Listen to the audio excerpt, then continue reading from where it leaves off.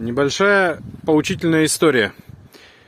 Еду на велосипеде к ребятам своим, конструкторам, и отчаливает команда на катамаране с военно-морским флагом.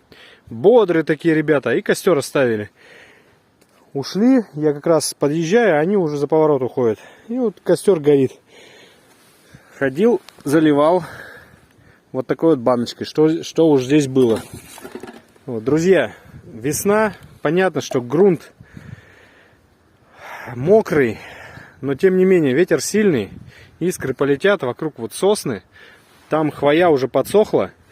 Пожалуйста, большая просьба, заливайте костры основательно, чтобы ничего не дымило, не парило, потому что ветер раздувает, и все, не дай бог пожары, закроют нацпарк, и все, и все находились на сплавы.